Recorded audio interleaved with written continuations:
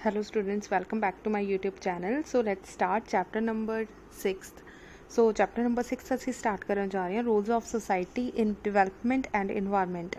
ਠੀਕ ਹੈ, ਸੋ ਸਭ ਤੋਂ ਪਹਿਲਾਂ ਬੱਚੇ ਅਸੀਂ 3 ਮਾਰਕਸ ਦੇ ਕੁਐਸਚਨ ਡਿਸਕਸ ਕਰਨ ਜਾ ਰਹੇ ਹਾਂ। ਸੋ ਇਸ ਵੀਡੀਓ ਦੇ ਵਿੱਚ ਬੱਚੇ ਅਸੀਂ ਡਿਸਕਸ ਕਰਾਂਗੇ ਇਕੋ ਕਲੱਬ ਕੀ ਆ, ਠੀਕ ਹੈ, ਦੈਨ ਜਨਸੰਖਿਆ ਵਿਸਫੋਟ ਕੀ ਹੈ, ਐਕਸੈਕਟਰਾ ਐਕਸੈਕਟਰਾ। ਸਭ ਤੋਂ ਪਹਿਲਾਂ ਦੇਖੋ, ਇੱਕ ਬੱਚੇ ਛੋਟਾ ਜਿਹਾ ਆਈਕਨ ਤੁਹਾਨੂੰ ਦਿਖਾਇਆ ਜਾ ਰਿਹਾ ਸਕਰੀਨ ਦੇ ਉੱਪਰ। ਇਕੋ ਕਲੱਬ ਕੀ ਆ? ਇਟ ਮੀਨਸ ਕਿ ਅਸੀਂ ਆਪਣੀ ਅਰਥ ਦੇ ਉੱਪਰ ਜੋ ਸਾਡੇ ਕਹਿ ਲਓ ਦਰਖਤ ਆ, ਉਹਨਾਂ ਦੀ ਦੇਖ ਰੇਖ, ਉਹਨਾਂ ਦੇ ਵਾਤਾਵਰਨ ਦੀ ਦੇਖ ਰੇਖ, ਇਹਨਾਂ ਚੀਜ਼ ਬਾਰੇ ਅਸੀਂ ਪੜ੍ਹਨ ਜਾ ਰਹੇ ਹਾਂ। ਠੀਕ ਹੈ, ਸੋ ਸਭ ਤੋਂ ਫਸਟ ਕੁਐਸਚਨ ਹੈ ਬੱਚੇ, ਇਕੋ ਕਲੱਬ ਦੀ ਭੂਮੀ ਬਾਰੇ ਦੱਸੋ। This is the most important question. Write a note on a role of eco club. Eco club ਸਾਡੇ ਸਮਾਜ ਦੇ ਲਈ, ਸਾਡੇ ਇਨਵਾਇਰਮੈਂਟ ਦੇ ਲਈ ਕਿਉਂ ਜ਼ਰੂਰੀ ਆ? ਇਕੋ club can also help in spreading the message of environmental awareness. ਜੋ ਇਕੋ ਕਲੱਬ ਹੈ ਬੱਚੇ, ਉਹ ਸਾਡੇ ਵਾਤਾਵਰਨ ਦੀ ਕਹਿ ਲਓ ਮੈਸੇਜ ਦੇਣ ਵਿੱਚ ਹੈਲਪ ਕਰਦਾ ਆ। These clubs can be formed in streets, colonies, industries etcetera. So eco club ਬੱਚੇ ਅਲੱਗ-ਅਲੱਗ ਜਗ੍ਹਾ 'ਤੇ ਬਣਾਏ ਜਾਣੇ ਚਾਹੀਦੇ ਆ। ਸੋ ਕੰਪਲਸਰੀ ਹੋਣੀ ਚਾਹੀਦੀ ਆ। ਮੰਨ ਲਓ ਆਪਣਾ ਸਕੂਲ ਹੈ, ਸਕੂਲ ਦੇ ਅੰਦਰ ਵੀ ਕਹਿ ਲਓ ਅਸੀਂ ਤੁਹਾਨੂੰ ਅਵੇਅਰ ਕਰਦੇ ਹਾਂ ਕਿ ਬੱਚੇ ਜੇ ਅਗਰ ਤੁਸੀਂ ਲੇਸ ਕੁਰਕੁਰੇ ਖਾ ਰਹੇ ਆ ਤਾਂ ਆਪਣੇ ਜੋ ਪੈਕੇਟਸ ਆ ਉਹਨੂੰ ਡਸਟਬਿਨ ਦੇ ਅੰਦਰ ਸੁੱਟੋ। ਅਗਰ ਤੁਸੀਂ ਪਾਣੀ ਪੀਣ ਜਾ ਰਹੇ ਆ ਤਾਂ ਪਲੀਜ਼ ਉੱਥੇ ਆਪਣੇ ਹੈਂਡ ਵਾਸ਼ ਨਾ ਕਰੋ, ਆਪਣੇ ਪੈਰ ਉੱਥੇ ਨਾ ਧੋਵੋ। ਠੀਕ ਹੈ, ਉੱਥੇ ਕੁਝ ਬੱਚੇ ਇੱਦਾਂ ਦੇ ਹੁੰਦੇ ਆ ਕਿ ਉਹ ਉੱਥੇ ਹੀ ਖੜ੍ਹ ਕੇ ਜਿੱਥੇ ਪਾਣੀ ਪੀਣਾ ਹੈ ਉੱਥੇ ਹੀ ਤੁਸੀਂ ਕਹਿ ਲਓ ਆਪਣਾ ਫੇਸ ਵਾਸ਼ ਕਰਨਾ ਸਟਾਰਟ ਕਰ ਦਿੰਦੇ ਆ, ਹੈਂਡ ਵਾਸ਼ ਕਰਨਾ ਸਟਾਰਟ ਕਰ ਦਿੰਦੇ ਆ। ਸੋ ਇਹ ਸਾਰੀਆਂ ਚੀਜ਼ਾਂ ਇੱਕ ਸਕੂਲ ਦੇ ਅੰਦਰ ਵੀ ਕਹਿ ਲਓ ਇੱਕ ਛੋਟਾ ਜਿਹਾ ਕਲੱਬ ਹੋਣਾ ਚਾਹੀਦਾ ਜੋ ਤੁਹਾਨੂੰ ਅਵੇਅਰ ਕਰਦਾ ਆ ਕਿ ਇਹ ਚੀਜ਼ਾਂ ਨਹੀਂ ਹੋਣੀਆਂ ਚਾਹੀਦੀਆਂ। ਠੀਕ ਹੈ, ਸੋ ਇਸ ਤਰ੍ਹਾਂ ਦੇ ਛੋਟੇ ਛੋਟੇ ਕਹਿ ਲਓ ਕਲੱਬਸ ਬਣੇ ਹੋਏ ਆ ਪੂਰੇ ਵਰਲਡ ਦੇ ਅੰਦਰ। ਇਹ ਨਹੀਂ ਕਿ ਇੱਕ ਸਕੂਲ ਦੇ ਅੰਦਰ ਹੀ ਆ ਸਿਰਫ ਇੱਕ ਸਿਸਟਮ। ਸੋ ਆਪਣੀ ਇੰਡੀਆ ਦਾ, ਆਪਣੇ ਪੰਜਾਬ ਦੇ, ਇਸੇ ਤਰ੍ਹਾਂ ਨਾਲ ਪੂਰੇ ਵਰਲਡ ਦੇ ਸੋ ਇੱਕ ਕਹਿ ਲਓ ਕਲੱਬਸ ਬਣੇ ਹੁੰਦੇ ਆ, ਛੋਟੇ ਛੋਟੇ ਕਲੱਬ। ਸੋ ਇਹਨਾਂ ਨੂੰ ਸੈਲੀਬ੍ਰੇਟ ਕੀਤਾ ਜਾਂਦਾ ਹੈ, ਇਹਨਾਂ ਨੂੰ ਮਨਾਇਆ ਵੀ ਜਾਂਦਾ ਆ। ਸੈਲੀਬ੍ਰੇਟ ਡੇ ਜਿਹਨਾਂ ਨੂੰ ਕਹਿ ਦਿੰਦੇ ਆ, ਉਹ ਵਾਤਾਵਰਨ ਸੰਬੰਧ ਦਿਨ ਮਨਾ ਕੇ ਇਸ ਬਾਰੇ ਜਾਗਰੂਕ ਕੀਤਾ ਜਾਂਦਾ ਆ। ਇੱਕ ਸਪੈਸ਼ਲ ਡੇ ਹੁੰਦਾ ਆ ਬੱਚੇ ਕਿ ਅਸੀਂ ਇਹਨੂੰ ਸੈਲੀਬ੍ਰੇਟ ਕਰਦੇ ਹਾਂ ਕਿ ਅੱਜ ਇਕੋ ਕਲੱਬ ਡੇ ਦਾ ਜਿਹੜਾ ਆ ਉਸ ਦਿਨ ਕੀ ਕੀਤਾ ਜਾਂਦਾ ਆ, ਬੱਚਿਆਂ ਨੂੰ ਮੋਟੀਵੇਟ ਕੀਤਾ ਜਾਂਦਾ ਹੈ ਕਿ ਤੁਸੀਂ ਪਲਾਂਟਸ ਲਗਾ ਸਕਦੇ ਆ, ਪੇੜ ਪੌਦੇ ਲਗਾ ਸਕਦੇ ਆ। ਠੀਕ ਹੈ, ਸੋ ਇਸ ਤਰ੍ਹਾਂ ਨਾਲ ਬੱਚੇ ਬਹੁਤ ਸਾਰੇ ਸਕੂਲ ਆ ਜਿਹਦੇ ਵਿੱਚ ਕਹਿ ਲਓ ਛੋਟੀਆਂ ਛੋਟੀਆਂ ਐਕਟੀਵਿਟੀਜ਼ ਕਰਵਾਈਆਂ ਜਾਂਦੀਆਂ ਕਿ ਤੁਸੀਂ ਪੇੜ ਪੌਦੇ ਲਗਾਓ, ਜਾਂ ਆਪਣੇ ਬਰਥਡੇ ਵਾਲੇ ਦਿਨ ਤੁਸੀਂ ਸਪੈਸ਼ਲ ਕੁਛ ਕਰਨਾ ਚਾਹੁੰਦੇ ਆ ਤਾਂ ਮੋਸਟਲੀ ਬੱਚੇ ਆਪਾਂ ਕੇਕ ਦੇ ਉੱਪਰ ਜਾਂ ਆਪਣੇ ਘਰ ਦੀ ਡੈਕੋਰੇਸ਼ਨ ਦੇ ਉੱਪਰ ਜਾਂ ਛੋਟੀ ਜਿਹੀ ਪਾਰਟੀ ਦੇ ਉੱਪਰ ਅਸੀਂ ਕਾਫੀ ਪੈਸਾ ਵੇਸਟ ਕਰਦੇ ਹਾਂ। ਅਗਰ ਉਹਦੀ ਜਗ੍ਹਾ 'ਤੇ ਅਗਰ ਅਸੀਂ ਇੱਕ ਛੋਟਾ ਜਿਹਾ ਪੇੜ ਪੌਦਾ ਲਗਾ ਦਾਂਗੇ, ਇੱਕ ਤਾਂ ਉਹ ਸਾਨੂੰ ਛਾਂ ਦੇਗਾ। ਅਗਰ ਤੁਸੀਂ ਕੋਈ ਫਰੂਟ ਦਾ ਪੌਦਾ ਲਗਾ ਰਹੇ ਹੋ, ਡੈਫੀਨੇਟਲੀ ਇਨ ਫਿਊਚਰ ਜਾ ਕੇ ਤੁਹਾਨੂੰ ਕੋਈ ਨਾ ਕੋਈ ਫਰੂਟ ਵੀ ਮਿਲ ਜਾਏਗਾ। ਸੋ ਤੁਹਾਡਾ ਵੀ ਭਲਾ ਹੋਏਗਾ, ਕਹਿ ਲਓ ਤੁਹਾਡੇ ਸੁਸਾਇਟੀ ਦਾ ਵੀ ਇੱਕ ਤਰ੍ਹਾਂ ਨਾਲ ਫਾਇਦਾ ਹੋਏਗਾ। ਸੋ ਇੱਦਾਂ ਦਾ ਕੁਛ ਨਾ ਕੁਛ ਸੈਲੀਬ੍ਰੇਸ਼ਨ ਹੋਣੀ ਚਾਹੀਦੀ ਆ। ਇੱਕ ਇੱਦਾਂ ਦਾ ਪਰਟੀਕੂਲਰ ਡੇ ਜਿੱਦਣ ਤੁਸੀਂ ਕਹਿ ਲਓ ਸੈਲੀਬ੍ਰੇਟ ਕਰੋਗੇ ਤਾਂ ਕਿ ਤੁਸੀਂ ਲੋਕਾਂ ਨੂੰ ਅਵੇਅਰ ਕਰ ਸਕੋ। Second point is biodiversity conservation, ਜੈਵਿਕ ਵਿਭਿੰਨਤਾ ਨੂੰ ਬਚਾ ਕੇ ਰੱਖਣਾ। ਬੱਚੇ ਕੁਛ ਇੱਦਾਂ ਦੀਆਂ ਕਹਿ ਲਓ ਆਰਗੇਨਾਈਜੇਸ਼ਨਸ ਆ ਜੋ ਸਾਨੂੰ ਕਹਿ ਲਓ ਅਵੇਅਰ ਕਰਦਾ ਆ ਹਰ ਇੱਕ ਚੀਜ਼ ਤੋਂ ਕਿ ਸਾਨੂੰ ਬਾਇਓਡਾਇਵਰਸਿਟੀ ਆ ਜਿਹੜੀ ਉਹਨੂੰ ਬਚਾ ਕੇ ਰੱਖਣਾ ਚਾਹੀਦਾ। ਸੋ ਸਪੈਸ਼ਲ ਟਾਈਪ ਦੇ ਕਲੱਬ ਆ। Number 1 is rotary club. ਠੀਕ ਹੈ, ਰੋਟਰੀ ਇੰਟਰਨੈਸ਼ਨਲ ਆਰਗੇਨਾਈਜੇਸ਼ਨ ਜਾਂ ਰੈੱਡ ਕ੍ਰਾਸ, ਇਸ ਤਰ੍ਹਾਂ ਦੇ ਕੁਝ ਕਹਿ ਲਓ ਆਰਗੇਨਾਈਜੇਸ਼ਨਸ ਆ ਜੋ ਸਾਨੂੰ ਅਵੇਅਰ ਕਰਦੀਆਂ ਆ। ਨੈਕਸਟ ਆ ਡਿਸਕਸ਼ਨ ਐਂਡ ਡਿਬੇਟ। ਆਪਣੇ ਸਕੂਲ ਦੇ ਅੰਦਰ ਜਾਂ ਆਪਣੀ ਸੁਸਾਇਟੀ ਦੇ ਅੰਦਰ, ਆਪਣੀ ਸਿਟੀ ਦੇ ਅੰਦਰ ਇੱਦਾਂ ਦੀਆਂ ਡਿਬੇਟਸ ਹੋਣੀਆਂ ਚਾਹੀਦੀਆਂ ਆ। ਕੋਈ ਸਪੈਸ਼ਲ ਟਾਈਪ ਦੀ ਡਿਸਕਸ਼ਨ ਹੋਣੀ ਚਾਹੀਦੀ ਆ ਕਿ ਸਾਨੂੰ ਦਰਖਤ ਨਹੀਂ ਕੱਟਣੇ ਚਾਹੀਦੇ, ਸਾਨੂੰ ਇਨਵਾਇਰਮੈਂਟ ਜਿਹੜਾ ਆ ਨੀਟ ਐਂਡ ਕਲੀਨ ਰੱਖਣਾ ਚਾਹੀਦਾ ਆ, ਸਾਨੂੰ ਵੱਧ ਤੋਂ ਵੱਧ ਪੌਦੇ ਲਗਾਉਣੇ ਚਾਹੀਦੇ ਆ। ਸੋ ਇੱਦਾਂ ਦੀ ਕੋਈ ਨਾ ਕੋਈ ਛੋਟੇ ਛੋਟੇ ਪ੍ਰੋਗਰਾਮਸ ਹੋਣੇ ਚਾਹੀਦੇ ਆ ਜਿਹਦੇ ਤੋਂ ਬੱਚੇ ਪਹਿਲਾਂ ਮੋਟੀਵੇਟ ਹੋਣ। ਅਗਰ ਬੱਚੇ ਮੋਟੀਵੇਟ ਹੋਣਗੇ, ਡੈਫੀਨੇਟਲੀ ਬੱਚੇ ਤੁਸੀਂ ਹੀ ਐਟ ਪ੍ਰੈਜ਼ੈਂਟ ਤੁਸੀਂ +1 ਕਲਾਸ ਦੇ ਵਿੱਚ ਆ, ਆਉਣ ਵਾਲੇ 5 ਸਾਲਾਂ ਤੱਕ ਤੁਸੀਂ ਹੀ ਇਸ ਸਮਾਜ ਦੀ ਕਹਿ ਲਓ ਨੀਂਹ ਬਣਨ ਵਾਲੇ ਆ। ਠੀਕ ਹੈ, ਸੋ ਤੁਸੀਂ ਫਰਦਰ ਅੱਗੇ ਸਭ ਨੂੰ ਮੋਟੀਵੇਟ ਕਰਨਾ। ਇਹਦਾ ਮਤਲਬ ਸਭ ਤੋਂ ਪਹਿਲਾਂ ਤਾਂ ਤੁਹਾਨੂੰ ਮੋਟੀਵੇਟ ਕਰਨਾ ਜ਼ਿਆਦਾ ਜ਼ਰੂਰੀ ਆ ਕਿ ਸਾਨੂੰ ਆਪਣੇ ਸਮਾਜ ਨੂੰ, ਸਾਨੂੰ ਆਪਣੀ ਸੁਸਾਇਟੀ ਨੂੰ ਨੀਟ ਐਂਡ ਕਲੀਨ ਰੱਖਣਾ ਚਾਹੀਦਾ। ਐਟ ਪ੍ਰੈਜ਼ੈਂਟ ਬੱਚੇ ਕੋਵਿਡ ਚੱਲ ਰਿਹਾ, ਤੁਹਾਨੂੰ ਪਤਾ ਹੈ ਕਿ ਆਕਸੀਜਨ ਦੀ ਕਮੀ ਤਾਂ ਸਭ ਨੂੰ ਐਟ ਪ੍ਰੈਜ਼ੈਂਟ ਫੀਲ ਹੋ ਰਹੀ ਆ। ਠੀਕ ਹੈ, ਅੱਗੇ ਤਾਂ ਕਿਤਾਬਾਂ 'ਚ ਹੀ ਪੜ੍ਹਾਇਆ ਜਾ ਰਿਹਾ ਸੀ, ਅੱਜ ਕੱਲ੍ਹ ਤਾਂ ਇੱਦਾਂ ਦਾ ਟਾਈਮ ਆ ਕਿ ਤੁਹਾਨੂੰ ਖੁਦ ਨੂੰ ਇਹ ਚੀਜ਼ ਫੀਲ ਹੋ ਰਹੀ ਆ ਕਿ ਵਾਕਈ ਸਾਨੂੰ ਇੱਕ ਪਿਓਰ ਆਕਸੀਜਨ ਦੀ ਜ਼ਰੂਰਤ ਹੈ। ਠੀਕ ਹੈ, ਨੈਕਸਟ ਦੇਖੋ ਐਗਜ਼ੀਬਿਸ਼ਨਸ। ਸੋ ਅਲੱਗ-ਅਲੱਗ ਤਰ੍ਹਾਂ ਦੀਆਂ ਐਗਜ਼ੀਬਿਸ਼ਨਸ ਹੋਣੀਆਂ ਚਾਹੀਦੀਆਂ। ਮੰਨ ਲਓ ਤੁਸੀਂ ਸਕੂਲ ਦੇ ਵਿੱਚ ਹੀ ਕੋਈ ਕੰਪੀਟੀਸ਼ਨ ਕਰਵਾ ਰਹੇ ਹਾਂ, ਸਕੂਲ ਦੇ ਅੰਦਰ ਹੀ ਕੋਈ ਐਗਜ਼ੀਬਿਸ਼ਨ ਲਗਾ ਰਹੇ ਹਾਂ ਕਿ ਇਸ ਤਰੀਕੇ ਨਾਲ ਇੱਕ ਆਪਾਂ ਪਾਰਕ ਬਣਾ ਸਕਦੇ ਹਾਂ। ਉੱਥੇ ਕਹਿ ਲਓ ਬੱਚਿਆਂ ਦੇ ਲਈ ਅਸੀਂ ਅਲੱਗ-ਅਲੱਗ ਤਰ੍ਹਾਂ ਦੇ ਟੋਇਜ਼ ਵਗੈਰਾ ਰੱਖ ਸਕਦੀ ਹਾਂ, ਠੀਕ ਹੈ, ਉਹਨਾਂ ਦੀ ਛੋਟੇ ਛੋਟੇ ਪੰਘੂੜੇ ਰੱਖ ਸਕਦੀ ਹਾਂ ਤਾਂ ਕਿ ਬੱਚੇ ਉੱਥੇ ਖੇਲ ਵੀ ਲੈਣ, ਕੁਝ ਸਿੱਖ ਵੀ ਲੈਣ, ਉੱਥੇ ਦੇਖਣ ਵੀ ਬਿਲਕੁਲ ਹਰਿਆਲੀ ਆ, ਘਾਹ ਬਿਲਕੁਲ ਸੋਹਣਾ ਆ, ਤਾਂ ਨੰਗੇ ਪੈਰ ਘੁੰਮਣਾ ਕਿੰਨਾ ਚੰਗਾ ਲੱਗਦਾ। ਅੱਜ ਕੱਲ੍ਹ ਚਾਹੇ ਬੱਚੇ ਤੁਸੀਂ ਸ਼ਹਿਰ ਵਿੱਚ ਰਹਿ ਰਹੇ ਆ, ਚਾਹੇ ਤੁਸੀਂ ਪਿੰਡ ਦੇ ਏਰੀਏ ਦੇ ਵਿੱਚ ਰਹਿ ਰਹੇ ਆ, ਜਿਹੜੀ ਆਹ ਨੰਗੇ ਪੈਰ ਘਾਹ ਉੱਪਰ ਘੁੰਮਣਾ ਇਹ ਸਭ ਜਗ੍ਹਾ 'ਤੇ ਮਿਸਿੰਗ ਆ। ਅੱਜ ਕੱਲ੍ਹ ਹਰ ਜਗ੍ਹਾ 'ਤੇ ਹਰ ਇੱਕ ਘਰ ਵਿੱਚ ਕਹਿ ਲਓ ਪੱਕੇ ਵਿਹੜੇ ਆ, ਠੀਕ ਹੈ। ਸੋ ਪਹਿਲਾਂ ਪੁਰਾਣਾ ਟਾਈਮ ਇੱਦਾਂ ਦਾ ਹੁੰਦਾ ਸੀ ਕਿ ਵਿਹੜੇ ਕੱਚੇ ਛੱਡੇ ਜਾਂਦੇ ਸੀ ਕਿ ਬੱਚੇ ਜਿਹੜੇ ਆ ਮਿੱਟੀ ਵਿੱਚ ਖੇਡਣ, ਉਹਨਾਂ ਨੂੰ ਮਿੱਟੀ ਦੀ ਵੈਲਿਊ ਪਤਾ ਹੋਵੇ, ਉੱਥੋਂ ਵੀ ਸਾਨੂੰ ਬਹੁਤ ਸਾਰੇ ਤੱਤ ਮਿਲਦੇ ਆ। ਸੋ ਇੱਦਾਂ ਦੀਆਂ ਸਾਰੀਆਂ ਚੀਜ਼ਾਂ ਮਿਸਿੰਗ ਆ। ਅਸੀਂ ਆਪਣੇ ਪੇੜ ਪੌਦਿਆਂ ਨੂੰ ਲੈ ਕੇ, ਆਪਣੇ ਇਨਵਾਇਰਮੈਂਟ ਨੂੰ ਲੈ ਕੇ ਅਸੀਂ ਵੀ ਉਹ ਡੁਪਲੀਕੇਟ ਹੋ ਚੁੱਕੇ ਹਾਂ, ਸਾਨੂੰ ਵੀ ਉਹ ਚੀਜ਼ਾਂ ਦੀ ਉਨੀ ਵੈਲਿਊ ਨਹੀਂ ਪਤਾ। ਸੋ ਇੱਕ ਪਰਟੀਕੂਲਰ ਪਾਰਕ ਬਣਾ ਦਿੱਤੀ ਜਾਵੇ।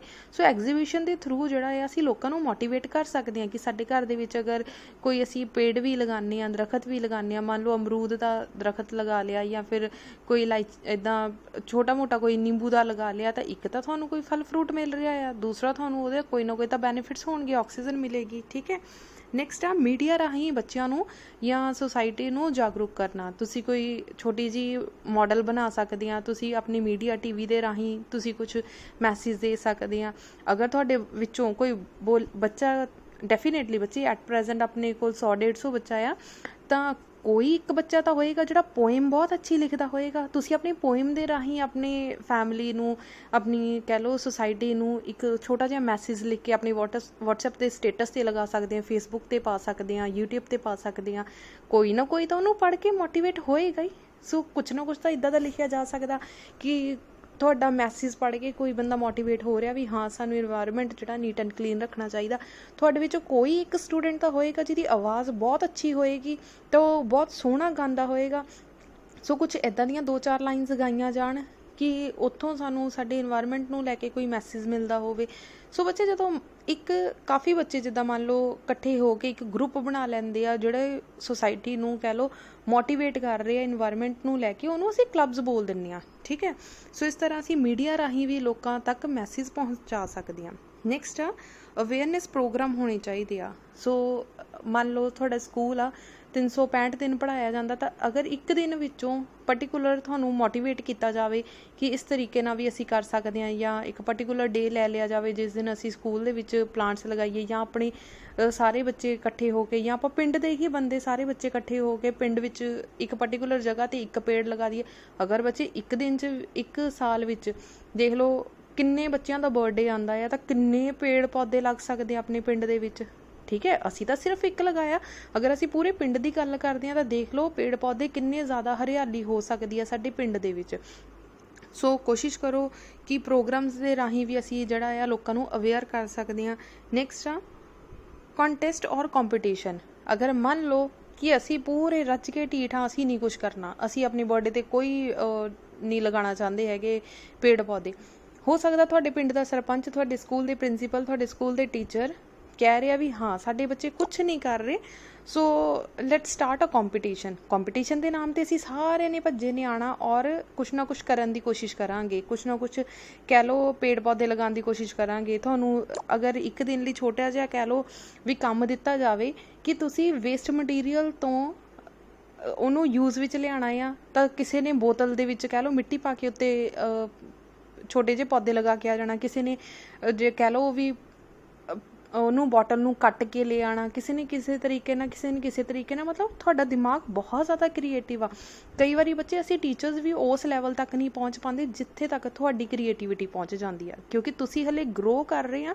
ਸੋ ਹਲੇ ਕਹਿ ਲਓ ਤੁਹਾਡਾ ਦਿਮਾਗ ਕੁਛ ਇੱਕ ਪੁਆਇੰਟਸ 'ਤੇ ਹੋ ਸਕਦਾ ਵੱਡਿਆਂ ਨਾਲੋਂ ਜ਼ਿਆਦਾ ਚੱਲਦਾ ਹੋਵੇ, ਸਾਡੇ ਆਪਣੇ ਟੀਚਰਸ ਦੇ ਨਾਲੋਂ ਜ਼ਿਆਦਾ ਚੱਲਦਾ ਹੋਵੇ। ਸੋ ਅਗਰ ਤੁਹਾਨੂੰ ਮੈਂ ਆਹ ਐਕਟੀਵਿਟੀ ਦੇ ਦੇਵਾਂ ਨਾ ਕਿ ਆਪਣੇ ਘਰ ਦੇ ਵੇਸਟ ਮਟੀਰੀਅਲ ਤੋਂ ਹੀ ਕੋਈ ਪੇੜ ਪੌਦੇ ਲਗਾਓ ਜਾਂ ਕੁਛ ਕਰੋ, ਤਾਂ ਤੁਸੀਂ ਬਹੁਤ ਕੁਛ ਕਰ ਸਕਦੇ ਆ। ਸੋ ਇੱਦਾਂ ਤਾਂ ਕੁਛ ਸੋਚੋ ਬੱਚੇ, ਜ਼ਰੂਰੀ ਨਹੀਂ ਕਿ ਟੀਚਰ ਨੇ ਮੋਟੀਵੇਟ ਕੀਤਾ ਜਾਂ ਇਹਨਾਂ ਨੇ ਕਿਹਾ ਤਾਂ ਹੀ ਅਸੀਂ ਕੁਛ ਕਰਾਂਗੇ। ਤੁਸੀਂ ਤਾਂ ਹੁਣ ਘਰ ਬਿਲਕੁਲ ਫ੍ਰੀ ਬੈਠੇ ਆ ਫੋਨ 'ਤੇ ਪੜ੍ਹ ਕੇ, ਅਦਰਵਾਈਜ਼ ਤੁਸੀਂ ਕਿਤੇ ਤਿਆਰ ਹੋ ਕੇ ਨਹੀਂ ਜਾਣਾ, ਕਿਤੋਂ ਥੱਕੇ ਹਾਰੇ ਨਹੀਂ ਆਏ, ਘਰ ਬੈਠ ਕੇ ਹੀ ਪੜ੍ਹ ਰਹੇ ਆ। ਸੋ ਇੱਦਾਂ ਦਾ ਕੁਛ ਕਰੋ ਕਿ ਤੁਹਾਡਾ ਜਿਹੜਾ ਘਰ ਵੀ ਹੋਰ ਸੋਹਣਾ ਬਣ ਜਾਵੇ, ਤਾਂ ਤੁਹਾਡਾ ਕਹਿ ਲਓ ਸਮਾਜ ਵੀ ਹੋਰ ਸੋਹਣਾ ਬਣ ਜਾਵੇ। ਲਾਸਟ ਵਨ ਕੀ ਆ, ਵੱਖ-ਵੱਖ ਥਾਵਾਂ 'ਤੇ ਜੈਵਿਕ ਵਿਭਿੰਨਤਾ ਪਾਰਕ ਦੀ ਸਥਾਪਨਾ ਕਰਨੀ ਚਾਹੀਦੀ ਹੈ। ਠੀਕ ਹੈ, ਹੁਣੇ ਤੁਹਾਨੂੰ ਦੱਸਿਆ ਸੀਗਾ ਕਿ ਆਪਾਂ ਛੋਟੀ ਜਿਹੀ ਪਾਰਕ ਵੀ ਲਗਾ ਸਕਦੇ ਹਾਂ ਜਿੱਥੇ ਬੱਚੇ ਖੇਡਣ ਵੀ ਜਾਣਗੇ। ਇੱਕ ਤਾਂ ਬੱਚੇ ਖੇਡਣ ਜਾ ਰਹੇ ਆ, ਨਾਲ ਉਹਨਾਂ ਦੇ ਨਾਲ ਕੋਈ ਨਾ ਕੋਈ ਤਾਂ ਬਜ਼ੁਰਗ ਜਾਏਗਾ, ਉਹਨਾਂ ਦੀ ਵੀ ਆਊਟਿੰਗ ਹੋ ਜਾਂਦੀ ਹੈ। ਸੋ ਇਸ ਤਰੀਕੇ ਨਾਲ ਕਹਿ ਲਓ ਇੱਕ ਕਲੱਬ ਹੋਣੀ ਚਾਹੀਦੀ ਹੈ ਜੋ ਸਾਨੂੰ ਮੋਟੀਵੇਟ ਕਰਦੇ ਆ। ਸੋ ਬਹੁਤ ਜ਼ਿਆਦਾ ਇੰਪੋਰਟੈਂਟ ਰੋਲ ਆ ਇੱਕੋ ਕਲੱਬ ਦਾ ਸਾਡੀ ਲਾਈਫ ਦੇ ਅੰਦਰ। ਸੋ ਹਰ ਪਿੰਡ ਦੇ ਅੰਦਰ ਵੀ ਬੱਚੇ ਇੱਕੋ ਕਲੱਬ ਹੋਣੀ ਚਾਹੀਦੀ ਆ। ਜ਼ਰੂਰੀ ਨਹੀਂ ਕਿ ਸਿਰਫ ਸਕੂਲਸ ਔਰ ਵੱਡੀ ਆਰਗੇਨਾਈਜੇਸ਼ਨਸ ਦਾ ਹੀ ਕੰਮ ਆ ਕਿ ਸਾਨੂੰ ਮੋਟੀਵੇਟ ਕਰੇ। ਈਵਨ ਤੁਹਾਡੇ ਇੰਡੀਵਿਜੂਅਲੀ ਤੁਹਾਡਾ ਆਪਣਾ ਵੀ ਇਹ ਕੰਮ ਆ ਕਿ ਤੁਸੀਂ ਆਪਣੇ ਸਮਾਜ ਨੂੰ, ਆਪਣੀ ਸੋਸਾਇਟੀ ਨੂੰ ਨੀਟ ਐਂਡ ਕਲੀਨ ਰੱਖ ਸਕੋ। ਠੀਕ ਹੈ, ਸੋ ਇਸ ਕੁਐਸਚਨ ਦੇ ਵਿੱਚ ਕਿਸੇ ਤਰ੍ਹਾਂ ਦੀ ਕੋਈ ਪ੍ਰੋਬਲਮ ਹੋਵੇ ਬੱਚੇ ਪੁੱਛ ਸਕਦੇ ਆ। ਸੋ ਬੱਚੇ ਨੈਕਸਟ ਕੁਐਸਚਨ ਡਿਸਕਸ ਕਰਦੇ ਹਾਂ। How does education play a significant role in creating public awareness about environment. So environment ਨੂੰ ਲੈ ਕੇ ਬੱਚੇ ਸਾਡੀ ਕੀ ਐਜੂਕੇਸ਼ਨ, ਸਾਡੀ ਜੋ ਅਸੀਂ ਪੜ੍ਹ ਰਹੇ ਹਾਂ, ਇੱਕ ਪੜ੍ਹੇ ਲਿਖੇ ਬੰਦੇ ਦਾ ਕਹਿ ਲਓ, ਇੱਕ ਐਜੂਕੇਸ਼ਨ ਦਾ ਕੀ ਰੋਲ ਆ ਸਾਡੀ ਸੋਸਾਇਟੀ ਨੂੰ ਲੈ ਕੇ, ਸਾਡੇ ਇਨਵਾਇਰਮੈਂਟ ਨੂੰ ਲੈ ਕੇ। ਠੀਕ ਹੈ, ਪਹਿਲੀ ਗੱਲ ਤਾਂ ਬੱਚੇ education is the best method to aware the students about the environment and its protection. ਪਹਿਲੀ ਗੱਲ ਤਾਂ ਇਹ ਆ ਕਿ ਐਜੂਕੇਸ਼ਨ ਦੇ ਨਾਲ ਤੁਹਾਨੂੰ ਇਨਵਾਇਰਮੈਂਟ ਨਾਲ ਰਿਲੇਟਡ ਬਹੁਤ ਸਾਰੀਆਂ ਚੀਜ਼ਾਂ ਪਤਾ ਲੱਗਦੀਆਂ। ਫੋਰ ਐਗਜ਼ਾਮਪਲ ਤੁਸੀਂ ਹੁਣ EVS ਪੜ੍ਹ ਰਹੇ ਆ, ਠੀਕ ਹੈ, ਆਈ ਥਿੰਕ ਤੁਸੀਂ +1 ਦੇ ਵਿੱਚ ਹੀ EVS ਸਟਾਰਟ ਕਰਦੇ ਆ। ਸੋ EVS ਨੂੰ ਲੈ ਕੇ ਹੁਣ ਤੱਕ ਆਪਣੇ 5 ਚੈਪਟਰਸ, 5th ਚੈਪਟਰ ਚੱਲ ਰਿਹਾ ਆ, 6th ਚੈਪਟਰ। ਸੋ 5 ਚੈਪਟਰ ਤੁਸੀਂ ਆਲਰੇਡੀ ਪੜ੍ਹ ਚੁੱਕੇ ਆ, ਤਾਂ ਤੁਹਾਨੂੰ ਫੀਲ ਹੋਇਆ ਹੋਏਗਾ ਕਿ ਅਸੀਂ ਬਹੁਤ ਕੁਝ ਸਿੱਖਿਆ ਆ ਜਾਂ ਤੁਹਾਨੂੰ ਬਹੁਤ ਕੁਝ ਸੁਣਨ 'ਚ ਮਿਲਿਆ ਆ। ਠੀਕ ਹੈ, ਸੋ ਇੱਕ ਐਜੂਕੇਟਡ ਪਰਸਨ ਐਟ ਪ੍ਰੈਜ਼ੈਂਟ ਤੁਸੀਂ ਐਜੂਕੇਟਡ ਹੀ ਹੋ, ਪੜ੍ਹ ਰਹੇ ਹੋ, ਸੋ ਐਜੂਕੇਟਡ ਹੋ। ਸੋ ਤੁਹਾਨੂੰ ਬਹੁਤ ਸਾਰੀਆਂ ਚੀਜ਼ਾਂ ਦਾ ਪਤਾ ਲੱਗ ਰਿਹਾ ਹੋਊਗਾ। It is added as a subject at school and colleges level at the. ਬੱਚੇ ਹੁਣ ਕੀ ਆ ਕਿ ਸਰਕਾਰ ਨੇ ਕੋਰਟ ਦੁਆਰਾ ਇਹਨੂੰ ਇੱਕ ਕੰਪਲਸਰੀ ਸਬਜੈਕਟ ਬਣਾ ਦਿੱਤਾ ਗਿਆ। EVS ਸਬਜੈਕਟ ਜਿਹੜਾ ਆ +1 +2 ਜਾਂ ਫਿਰ ਤੁਸੀਂ ਗ੍ਰੈਜੂਏਸ਼ਨ ਵੀ ਕਰਦੇ ਆ, ਉਹਦੇ ਵਿੱਚ ਵੀ ਇਹ ਕੰਪਲਸਰੀ ਸਬਜੈਕਟ ਆ ਕਿ ਤੁਹਾਨੂੰ ਇਹਦੇ ਵਿੱਚੋਂ ਪਾਸਿੰਗ ਮਾਰਕਸ ਲੈਣੇ ਹੀ ਪੈਣਗੇ। ਠੀਕ ਹੈ, ਤੁਹਾਡੇ ਉਹਦੇ ਵਿੱਚ ਮਾਰਕਸ ਨਹੀਂ ਜੁੜਦੇ, ਬਟ ਇੱਕ ਕੰਪਲਸਰੀ ਸਬਜੈਕਟ ਹੈ ਕਿ ਤੁਹਾਨੂੰ ਇਹ ਚੂਜ਼ ਕਰਨਾ ਹੀ ਪਏਗਾ। ਤੁਹਾਨੂੰ ਇਨਵਾਇਰਮੈਂਟ ਬਾਰੇ ਹਲਕਾ ਫੁਲਕਾ ਪੜ੍ਹਨਾ ਹੀ ਪਏਗਾ, ਤੁਹਾਨੂੰ ਇਸ ਚੀਜ਼ ਬਾਰੇ ਸਮਝਣਾ ਹੀ ਪਏਗਾ ਕਿ ਇਨਵਾਇਰਮੈਂਟ ਸਾਡੇ ਲਈ ਕੀ ਆ। ਠੀਕ ਹੈ, ਸੋ ਨੈਕਸਟ ਦੇਖੋ, also many other institutions are providing education related to the environment। ਸੋ ਬਹੁਤ ਸਾਰੀਆਂ ਇੱਦਾਂ ਦੀਆਂ ਬੱਚੇ ਇੰਸਟੀਟਿਊਸ਼ਨਸ ਆ ਜੋ ਸਾਨੂੰ ਐਜੂਕੇਸ਼ਨ ਨਾਲ ਰਿਲੇਟਡ ਬਹੁਤ ਸਾਰੀਆਂ ਚੀਜ਼ਾਂ ਪ੍ਰੋਵਾਈਡ ਕਰਦਾ ਆ। And also different courses and diplomas in the field of environment. ਬਹੁਤ ਸਾਰੀ ਇੱਦਾਂ ਦੀਆਂ ਬੱਚੇ ਕਾਲਜਿਸ ਐਂਡ ਯੂਨੀਵਰਸਿਟੀਜ਼ ਆ ਜੋ ਸਿਰਫ ਔਰ ਸਿਰਫ EVS ਨੂੰ ਲੈ ਕੇ, ਇਨਵਾਇਰਮੈਂਟ ਨੂੰ ਹੀ ਲੈ ਕੇ ਤੁਹਾਨੂੰ ਡਿਪਲੋਮਾ ਦਿੰਦਾ। ਜਿੱਦਾਂ BA ਦੀ ਡਿਗਰੀ ਹੁੰਦੀ ਆ, BCom ਹੁੰਦੀ ਆ, BSc ਹੈ, ਡਾਕਟਰ ਡਿਗਰੀ ਹੈ। ਇਸੇ ਤਰ੍ਹਾਂ ਇਨਵਾਇਰਮੈਂਟ ਨਾਲ ਰਿਲੇਟਡ ਵੀ ਬੱਚੇ ਬਹੁਤ ਸਾਰੀਆਂ ਕਹਿ ਲਓ ਡਿਗਰੀਜ਼ ਹੈਗੀਆਂ ਆ। ਠੀਕ ਹੈ, the minister of education and forest has been organizing national environment awareness camps every year. So ਹਰ ਸਾਲ ਜਿਹੜੇ ਆ ਮਿਨਿਸਟਰ ਆ, ਸਾਡੇ ਐਜੂਕੇਸ਼ਨ ਮਿਨਿਸਟਰ ਆ, ਉਹ ਹਰ ਸਾਲ ਕੋਈ ਨਾ ਕੋਈ ਕਹਿ ਲਓ ਅਵੇਅਰਨੈਸ ਪ੍ਰੋਗਰਾਮ ਕਰਵਾਉਂਦੇ ਆ ਤਾਂ ਕਿ ਬੱਚੇ ਜਿਹੜੇ ਆ ਉਹ ਮੋਟੀਵੇਟ ਹੋਣ ਆਪਣੇ ਇਨਵਾਇਰਮੈਂਟ ਨੂੰ ਲੈ ਕੇ। ਸੋ ਉਹਨਾਂ ਦਾ ਮੇਨ ਏਮ ਕੀ ਆ ਕਿ ਉਹ ਆਪਣੇ ਮੈਸੇਜ ਨੂੰ ਪੂਰੇ ਦੇ ਪੂਰੇ ਜਿਹੜੇ ਆ ਬੱਚਿਆਂ ਦੇ ਵਿੱਚ, ਪੂਰੀ ਸੁਸਾਇਟੀ ਦੇ ਵਿੱਚ ਸਪਰੈਡ ਕਰ ਸਕਣ ਕਿ ਆਹ ਚੀਜ਼ ਆ, ਸਾਡਾ ਇਨਵਾਇਰਮੈਂਟ ਆਹ ਚੀਜ਼ ਆ, ਸਾਨੂੰ ਕਿੱਥੇ ਨੀਡ ਆ, ਅਸੀਂ ਕੀ ਕਰ ਸਕਦੇ ਹਾਂ ਅਤੇ ਕੀ ਨਹੀਂ ਕਰ ਸਕਦੇ। ਠੀਕ ਹੈ, ਸੋ ਬੱਚੇ 4 ਪੁਆਇੰਟਸ ਇੰਗਲਿਸ਼ ਦੇ ਵਿੱਚ 4 ਪੁਆਇੰਟਸ ਬਣ ਰਹੇ ਆ, ਬਟ ਐਟਲੀਸਟ 3 ਮਾਰਕਸ ਦਾ ਕੁਐਸਚਨ ਆ, you have to write 6 points. So Punjabi ਵਿੱਚ ਆਪਾਂ ਥੋੜ੍ਹਾ ਜਿਹਾ ਡਿਸਕਸ ਕਰਦੇ ਹਾਂ, ਤਾਂ ਇੱਥੋਂ ਜੋ ਤੁਹਾਨੂੰ ਪੁਆਇੰਟਸ ਮਿਲਦੇ ਹੋਏ ਤਾਂ ਤੁਸੀਂ ਜ਼ਰੂਰ ਉੱਧਰ ਆਪਣੇ 6 ਪੁਆਇੰਟਸ ਕੰਪਲੀਟ ਕਰ ਲੈਣਾ। ਠੀਕ ਹੈ, ਨੰਬਰ 1 ਕੀ ਆ, ਸਿੱਖਿਆ ਹੀ ਸਮਾਜ ਵਿੱਚ ਪਰਿਵਰਤਨ ਲਿਆਉਣ ਦਾ ਸਹੀ ਜ਼ਰੀਆ ਹੈ। ਸੋ ਕਹਿ ਲਓ ਕਿ ਅਸੀਂ ਮੇਨ ਆ ਕਿ ਸਾਡੀ ਐਜੂਕੇਸ਼ਨ ਮਸਟ ਹੋਣੀ ਚਾਹੀਦੀ ਆ। ਨੰਬਰ 2, ਵਰਤਮਾਨ ਯੁੱਗ ਵਿੱਚ ਪੁਰਾਣੇ ਟਾਈਮ 'ਤੇ ਵਾਤਾਵਰਣ ਸਿੱਖਿਆ ਦਾ ਬਹੁਤ ਜ਼ਿਆਦਾ ਮਹੱਤਵ ਸੀ। ਸੌਰੀ ਬੱਚੇ, ਵਰਤਮਾਨ ਮਤਲਬ ਅੱਜ ਦੇ ਟਾਈਮ ਦੇ ਵਿੱਚ। ਠੀਕ ਹੈ, ਸੋ ਅੱਜ ਦੇ ਟਾਈਮ ਦੇ ਵਿੱਚ ਜਿਹੜਾ ਵਾਤਾਵਰਣ ਦਾ ਬਹੁਤ ਜ਼ਿਆਦਾ ਮਹੱਤਵ ਆ। ਸੋ ਸਾਨੂੰ ਵਾਤਾਵਰਣ ਦੇ ਨਾਲ, ਆਪਣੀ ਇਨਵਾਇਰਮੈਂਟ ਨਾਲ ਰਿਲੇਟਡ ਛੋਟੀਆਂ ਗੱਲਾਂ ਨੂੰ ਸਮਝਣਾ ਚਾਹੀਦਾ ਆ, ਇਹ ਜ਼ਰੂਰੀ ਵੀ ਆ। ਸੋ 3rd ਪੁਆਇੰਟ ਬਣਾ ਸਕਦੇ ਹਾਂ, ਜੇ ਇਸ ਵੱਲ ਧਿਆਨ ਨਾ ਦਿੱਤਾ ਜਾਵੇ ਤਾਂ ਮਨੁੱਖ ਦੀ ਹੋਂਦ ਖਤਮ ਹੋ ਸਕਦੀ ਹੈ। ਡੈਫੀਨੇਟਲੀ ਬੱਚੇ, ਤੁਸੀਂ ਅੰਨੇ ਧੂਸ ਕਾਰਾਂ ਚਲਾ ਰਹੇ ਆ, ਤੁਹਾਡੀ ਫੈਕਟਰੀਜ਼ ਚੱਲ ਰਹੀਆਂ ਆ, ਸੋ ਇੰਨਾ ਜ਼ਿਆਦਾ ਪੋਲਿਊਸ਼ਨ ਹੋ ਰਿਹਾ ਕਿ ਖੁਦ ਨੂੰ ਹੀ ਸਾਹ ਨਹੀਂ ਆ ਰਿਹਾ। ਜੇ ਸਾਹ ਹੀ ਨਹੀਂ ਆਏਗਾ ਤਾਂ ਡੈਫੀਨੇਟਲੀ ਅਸੀਂ ਮਰ ਜਾਵਾਂਗੇ। ਸੋ ਮਨੁੱਖ ਦੀ ਹੋਂਦ ਹੀ ਨਹੀਂ ਰਹੇਗੀ। ਠੀਕ ਹੈ, 4th ਪੁਆਇੰਟ ਤੁਸੀਂ ਬਣਾ ਸਕਦੇ ਆ, ਵਾਤਾਵਰਣ ਸਿੱਖਿਆ ਦੇ ਮਹੱਤਵ ਨੂੰ ਸਮਝਦੇ ਹੋਏ ਇਸ ਵਿਸ਼ੇ ਨੂੰ ਸਕੂਲ ਐਂਡ ਕਾਲਜਿਸ ਦੇ ਵਿੱਚ ਕੰਪਲਸਰੀ ਕਰ ਦਿੱਤਾ ਗਿਆ। 5th ਪੁਆਇੰਟ ਬਣਾ ਸਕਦੇ ਹਾਂ, ਵਾਤਾਵਰਣ ਸਿੱਖਿਆ ਦਾ ਉਦੇਸ਼ ਜਨ ਸੁਚੇਤ ਪੈਦਾ ਕਰਦਾ ਹੈ। ਮਤਲਬ ਕਿ ਸਾਨੂੰ ਸੁਚੇਤ ਕਰਦਾ ਆ। ਠੀਕ ਹੈ, ਸਾਨੂੰ ਗਾਈਡ ਕਰਦਾ ਆ, ਸਾਨੂੰ ਅਵੇਅਰਨੈਸ ਪ੍ਰੋਵਾਈਡ ਕਰਦਾ ਆ। ਦੈਨ ਪੜ੍ਹੇ ਲਿਖੇ ਲੋਕ ਵਾਤਾਵਰਣ ਦੇ ਪ੍ਰਤੀ ਜ਼ਿਆਦਾ ਜਾਗਰੂਕ ਹੁੰਦੇ ਹਨ। ਇਸ ਤਰ੍ਹਾਂ ਦੇ ਕੰਮ ਤੋਂ ਬਚਦੇ ਹਨ ਜੋ ਵਾਤਾਵਰਨ ਨੂੰ ਪ੍ਰਦੂਸ਼ਿਤ ਕਰਦੇ ਹਨ। ਸੋ ਆ ਸਾਰਾ ਬੱਚੀ 6 ਪੁਆਇੰਟ ਬਣ ਸਕਦਾ ਕਿ ਇੱਕ ਜੋ ਪੜ੍ਹਿਆ ਲਿਖਿਆ ਬੰਦਾ ਆ ਉਹਨੂੰ ਕਾफ़ੀ ਚੀਜ਼ਾਂ ਦੀ ਨੌਲੇਜ ਹੋ ਜਾਂਦੀ ਹੈ। ਐਟ ਪ੍ਰੈਜ਼ੈਂਟ ਤੁਸੀਂ ਵੀ ਮੇਰੀ ਗੱਲ ਸੁਣ ਰਹੇ ਆ ਤਾਂ ਤੁਹਾਨੂੰ ਬਹੁਤ ਸਾਰੀਆਂ ਚੀਜ਼ਾਂ ਦੀ ਨੌਲੇਜ ਹੋ ਗਈ ਹੋਏਗੀ ਕਿ ਸਾਨੂੰ ਆਪਣੇ ਘਰ ਵਿੱਚ ਹਲਕਾ ਫੁਲਕਾ ਹੀ ਭਾਵੇਂ ਪੇੜ ਲਗਾਈਏ, ਠੀਕ ਹੈ। ਸੋ ਲਗਾ ਤਾਂ ਰਹੇ ਹਾਂ, ਕੁਛ ਤਾਂ ਕਰ ਹੀ ਰਹੇ ਹਾਂ ਤੁਸੀਂ, ਠੀਕ ਹੈ। ਸੋ ਕੁਛ ਨਾ ਕੁਛ ਤਾਂ ਤੁਹਾਡਾ ਦਿਮਾਗ ਜਿਹੜਾ ਆ ਕਹਿ ਲਓ ਗੱਲ ਸੁਣ ਕੇ ਐਕਟਿਵ ਹੋਇਆ ਹੋਏਗਾ, ਕੁਛ ਨਾ ਕੁਛ ਕਰਨ ਦੀ ਚਾਹ ਤਾਂ ਹੋਈ ਹੋਏਗੀ ਕਿ ਇਸ ਤਰੀਕੇ ਨਾਲ ਕਰ ਸਕਦੇ ਹਾਂ। ਵਾਤਾਵਰਨ ਸਿੱਖਿਆ ਦੇ ਨਾਲ ਨਵੇਂ ਪਾਠਕ੍ਰਮ ਬਣਾਏ ਗਏ ਹਨ ਜਿਸ ਦੀ ਵਾਤਾਵਰਨ ਸੁਰੱਖਿਆ ਵਿਧੀਆਂ ਅਤੇ ਵਾਤਾਵਰਨ ਅਤੇ ਜੈਵ ਵਿਧੀਆਂ ਨਾਲ ਮੁੱਖ ਕਿਰਿਆਵਾਂ ਦੁਆਰਾ ਪੈਦਾ ਕੀਤੇ ਗਏ ਖਤਰਿਆਂ ਦਾ ਵਰਣਨ ਹੈ, ਠੀਕ ਹੈ। ਸੋ ਆ ਐਡੀ ਵੱਡੀ ਲਾਈਨ ਨਹੀਂ, ਥੋੜ੍ਹੀ ਇਹਨੂੰ ਸਿੰਪਲ ਲੈਂਗੁਏਜ ਵਿੱਚ ਵੀ ਲਿਖ ਸਕਦੇ ਹਾਂ ਕਿ ਇਨਵਾਇਰਮੈਂਟਲ ਐਜੂਕੇਸ਼ਨ ਵਾਤਾਵਰਨ ਸਿੱਖਿਆ ਸਾਨੂੰ ਜਿਹੜੇ ਖਤਰੇ ਦੇ ਵਿੱਚ ਜੋ ਐਨੀਮਲਸ ਜਾਂ ਜੋ ਪਲਾਂਟਸ ਆ ਉਹਦੇ ਬਾਰੇ ਵੀ ਸਾਨੂੰ ਜਿਹੜਾ ਅਵੇਅਰ ਕਰਦਾ ਆ। ਦੈਨ 8th ਪੁਆਇੰਟ ਬਣਾ ਸਕਦੇ ਹਾਂ, ਸਿੱਖਿਆ ਦੁਆਰਾ ਵਾਤਾਵਰਨ ਦੇ ਭੌਤਿਕ, ਸਮਾਜਿਕ ਅਤੇ ਸੁੰਦਰਤਾ ਦੇ ਪਹਿਲੂਆਂ ਦੀ ਪ੍ਰਤੀ ਜਨ ਸਾਧਨਾਂ ਨੂੰ ਜਾਗਰੂਕ ਕੀਤਾ ਜਾ ਸਕਦਾ ਹੈ। ਬੱਚੇ ਭੌਤਿਕ ਹੁੰਦਾ ਆ ਤੁਹਾਨੂੰ ਫਿਜ਼ੀਕਲੀ, ਠੀਕ ਹੈ। ਫਿਜ਼ੀਕਲੀ ਮਤਲਬ ਤੁਹਾਡਾ ਜਿਹੜੀਆਂ ਪੇੜ ਪੌਦੇ ਆ, ਦਰਖਤ ਆ, ਪਹਾੜ ਆ, ਮਿੱਟੀ ਆ, ਉਹ ਕਿੱਦਾਂ ਦੀ ਆ। ਫਿਜ਼ੀਕਲੀ ਸਮਾਜਿਕ ਮਤਲਬ ਸੋਸਾਇਟੀ ਤੁਹਾਡੀ ਕਿੱਦਾਂ ਦੀ ਆ। ਸੁੰਦਰਤਾ ਮਤਲਬ ਉਹਦੀ ਬਿਊਟੀ ਕਿਸ ਤਰੀਕੇ ਦੀ ਆ, ਠੀਕ ਹੈ। ਹੁਣ ਆਪਣੇ ਪੇੜ ਪੌਦੇ ਜਿਹੜੇ ਆਪਣੇ ਪਹਾੜਾਂ ਵੱਲ ਚਲ ਜਾਓ, ਉਹਨਾਂ ਦੀ ਜਿਹੜੀ ਆ ਦੇਖਣ ਵਿੱਚ ਉਹਨਾਂ ਦੀ ਬਿਊਟੀ ਕੁਛ ਹੋਰ ਆ। ਤੁਸੀਂ ਜੰਮੂ ਕਸ਼ਮੀਰ 'ਚ ਚਲ ਜਾਓ, ਉਹਦੀ ਕੁਛ ਹੋਰ ਆ। ਰਾਜਸਥਾਨ 'ਚ ਚਲ ਜਾਓ, ਸੋ ਉਹਦੀ ਕੁਛ ਹੋਰ ਆ। ਸੋ ਅਲੱਗ-ਅਲੱਗ ਸਾਡੇ ਇਨਵਾਇਰਮੈਂਟ ਜਿਹੜਾ ਆ, ਕਹਿ ਲਓ ਵੀ ਐਜੂਕੇਸ਼ਨ ਇਹਨੂੰ ਸਮਝਣ ਦੇ ਲਈ ਅਤੇ ਕਹਿ ਲਓ ਇਹਨੂੰ ਸੁਲਝਾਉਣ ਦੇ ਲਈ ਐਜੂਕੇਸ਼ਨ ਜ਼ਰੂਰੀ ਆ, ਠੀਕ ਹੈ। ਨੈਕਸਟ 9th ਪੁਆਇੰਟ ਬਣਾ ਸਕਦੇ ਹਾਂ, ਜਾਗਰੂਕ ਨਾਗਰਿਕ। ਜਾਗਰੂਕ ਨਾਗਰਿਕ ਬੱਚੇ ਉਹ ਆ ਜਿਹੜਾ ਪੜ੍ਹਿਆ ਲਿਖਿਆ ਅਤੇ ਐਕਟਿਵ ਵੀ ਹੋਵੇ। ਇਹ ਨਹੀਂ ਕਿ ਅਸੀਂ ਪੜ੍ਹ ਲਿਖ ਕੇ ਡਿਗਰੀ ਸਾਈਡ 'ਤੇ ਲਗਾ ਦਿੱਤੀ ਅਤੇ ਅਸੀਂ ਕੰਮ ਫਿਰ ਉਹੀ ਕਰ ਰਹੇ ਹਾਂ ਵੀ ਸਾਨੂੰ ਕੋਈ ਮਤਲਬ ਨਹੀਂ ਪੜ੍ਹਾਈ ਦੇ ਨਾਲ। ਇੱਕ ਜਾਗਰੂਕ ਨਾਗਰਿਕ ਮਤਲਬ ਇੱਕ ਪੜ੍ਹਿਆ ਲਿਖਿਆ ਐਕਟਿਵ ਪਰਸਨ ਹੀ ਵਾਤਾਵਰਨ ਸੁਰੱਖਿਆ ਵਿੱਚ ਮਹੱਤਵਪੂਰਨ ਭੂਮੀ ਨਿਭਾ ਸਕਦਾ ਹੈ। ਇਸ ਤਰ੍ਹਾਂ ਜਨ ਚੇਤਨਾ ਜਾਗਰੂਕ ਕਰਨ ਲਈ ਸਿੱਖਿਆ ਦਾ ਯੋਗਦਾਨ ਜ਼ਰੂਰੀ ਹੈ। ਫੋਰ ਐਗਜ਼ਾਮਪਲ ਬੱਚੇ ਹੁਣ ਤੁਸੀਂ ਪੜ੍ਹ ਰਹੇ ਆ, ਅਗਰ ਤੁਸੀਂ ਮੇਰੀ ਗੱਲ ਸੁਣ ਕੇ ਪੇਪਰ ਦੇ ਦਿੱਤਾ ਔਰ ਗੱਲ ਮੁੱਕ ਗਈ ਤਾਂ ਤੁਸੀਂ ਇੱਕ ਨਾਗਰਿਕ ਜ਼ਰੂਰ ਆ, ਬਟ ਇੱਕ ਜਾਗਰੂਕ ਨਾਗਰਿਕ ਕਦੇ ਨਹੀਂ ਹੋ ਸਕਦੇ। ਹਾਂ, ਜੇ ਤੁਸੀਂ ਆਪਣਾ EVS ਦਾ ਸਬਜੈਕਟ ਪੜ੍ਹ ਕੇ ਇੱਥੋਂ ਕੁਝ ਮੋਟੀਵੇਟ ਹੋ ਕੇ ਆਪਣੇ ਸਮਾਜ ਦੇ ਲਈ, ਆਪਣੀ ਸੁਸਾਇਟੀ ਦੇ ਲਈ, ਆਪਣੀ ਫੈਮਿਲੀ ਦੇ ਲਈ ਕੁਛ ਨਾ ਕੁਛ ਕਰਦੇ ਆ, ਆਪਣੀ ਇਨਵਾਇਰਮੈਂਟ ਨੂੰ ਨੀਟ ਐਂਡ ਕਲੀਨ ਰੱਖਦੇ ਆ, ਤਾਂ ਡੈਫੀਨੇਟਲੀ ਤੁਸੀਂ ਇੱਕ ਜਾਗਰੂਕ ਨਾਗਰਿਕ, ਇੱਕ ਐਕਟਿਵ ਜਿਹੜੇ ਆ ਕਹਿ ਲਓ ਪਰਸਨ ਜ਼ਰੂਰ ਬਣ ਸਕਦੇ ਆ, ਠੀਕ ਹੈ।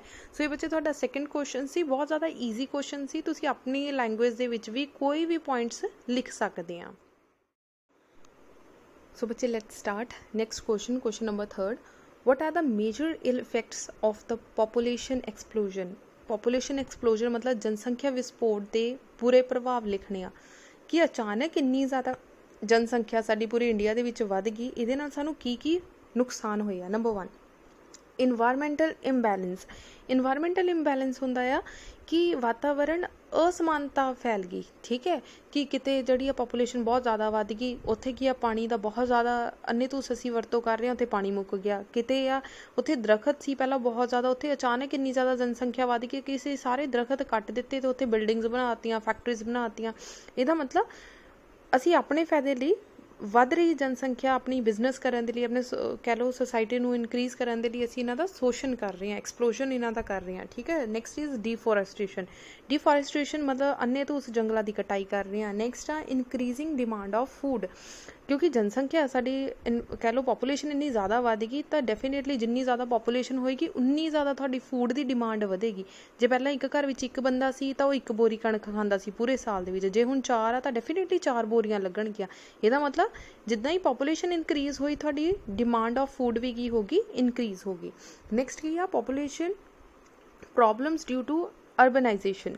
ਹੁਣ ਕੀ ਆ ਸ਼ਹਿਰਾਂ ਦੀਆਂ ਪ੍ਰੋਬਲਮ ਵੀ ਨਾਲ ਲੱਗਦੀਆਂ ਬਹੁਤ ਸਾਰਾ ਵੱਧ ਗਈਆਂ। ਕਿੱਦਾਂ? ਬਹੁਤ ਸਾਰੇ ਜਿਹੜੇ ਵਾਤਾਵਰਨ ਦੀਆਂ ਸਮੱਸਿਆਵਾਂ ਉਹ ਕਿਹਦੇ ਨਾਲ ਆ, ਜਿੱਦਾਂ ਕਿ ਹੁਣ ਸ਼ਹਿਰ ਦਾ ਏਰੀਆ ਵੱਧ ਗਿਆ, ਮਤਲਬ ਕਿ ਕਾਰਾਂ ਗੱਡੀਆਂ ਵੱਧ ਗਈਆਂ ਤਾਂ ਪੋਲਿਊਸ਼ਨ ਵੱਧ ਗਿਆ, ਠੀਕ ਹੈ।